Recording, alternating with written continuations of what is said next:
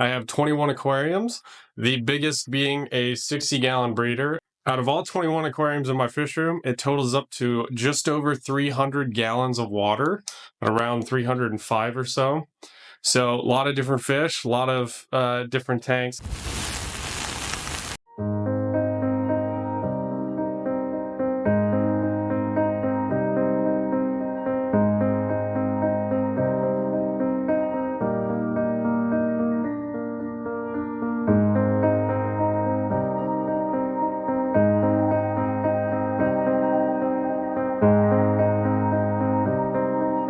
So the first tank we're going to be taking a look at is the 60-gallon breeder in the corner of the room. For this aquarium, I have yet to decide what type of fish to put in here. I used to keep barbs and that type in here.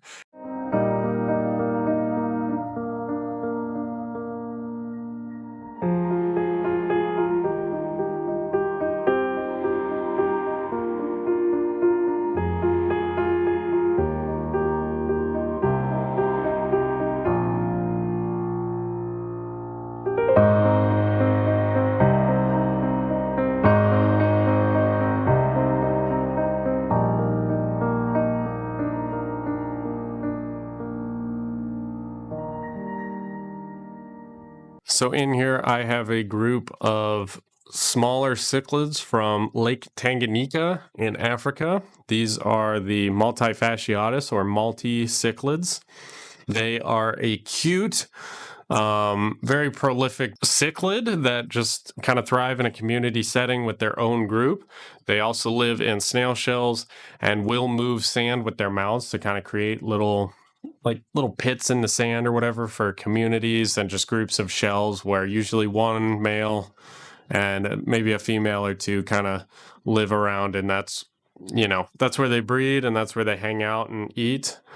And so these guys are really cute. I've had them for quite a while. They used to be in the 40-gallon aquarium directly behind us. I had at one point 133 of these guys.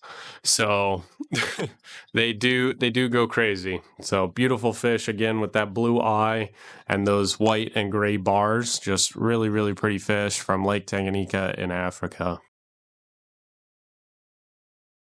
This aquarium houses 2 dwarf cichlids and a small school of neon tetras. The 2 cichlids in here is, at least I think it's a pair. It could be 2 males, a bigger and a smaller male too, I just found out.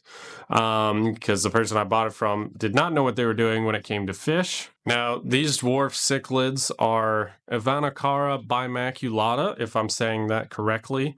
They're really pretty little fish. They're black with some blue stripes on them. Well, white, light-colored blue stripes that are almost yellow. When they really color up, they get really dark and bright blue.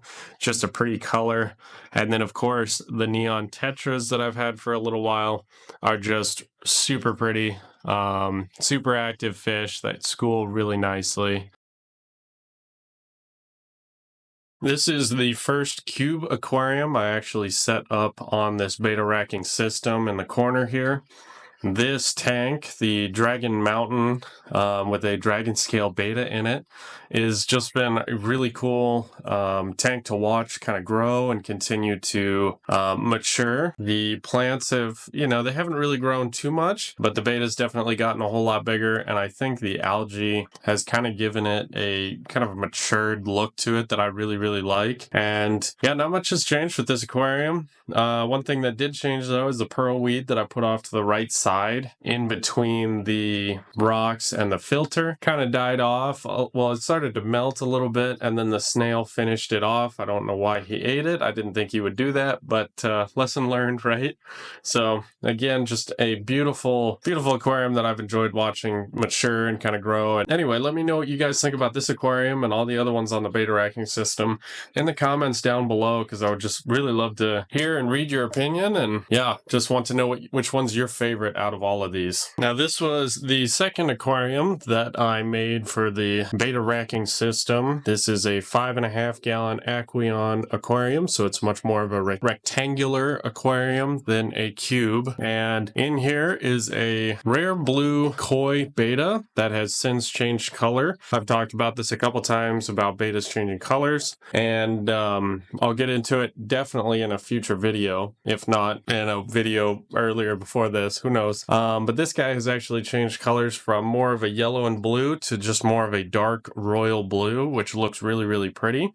And he is just a beautiful beta and in a beautiful tank. The winding path through the jungle was just kind of an idea that I've picked up from watching other people aquascape. There was a problem with brown algae on the side, but after a few weeks and just kind of trusting the process, no matter how bad it looked, I just kind of kept with it, and the algae started to disappear and the plants have started to take over a whole lot more, and things are starting to look good again. Just a really, really cool tank that I really enjoyed setting up. In here, another cube that is directly below the other one, the other cube aquarium that we just saw, the Dragon Mountain. It's directly below that. The copper beta that I had to move into here, he's been enjoying it. He's a really little guy, really young juvenile copper beta. Now this one does have a little bit of algae in the water itself, kind of floating around, so it does look a little bit murky, but it's still a really nice looking aquarium. In this aquarium, I have a blue helmet black star beta for Dragon Mountain Cliff, or Dragon Cliff, I guess, made out of dragon stone and some Anubias and again Bucephalandra, which has quickly become one of my favorite aquarium plants just because of how it looks and how quickly it grows. And yeah, so I've had this aquarium set up for just a little while, well, like about a month and a half. It still looks great, and a lot of the Anubias has really grown, actually a lot more than I thought it was going to. And the beta, of course, has just enjoyed hanging out and looks really, really good. The red and the blue and the white on him just kind of really vibes with the tank, I feel. And it's kind of a stark contrast between the fish and the aquarium, especially the sand. And I really like to do that. I like to make aquariums and aquascapes that kind of highlight the colors of the betas or the fish in them, just to really make them pop, but also give them places to hide and to hang out. He's really enjoyed it and been a happy beta ever since, and I'm really glad I was able to make this for him. Now, at the bottom of the beta racking system, I have this 20-gallon long that houses 2 giant betas, and eventually these guys will be moving into their own tanks because I kind of want to scape this one for like more of a nano tank later, but who knows when I'll get around to that.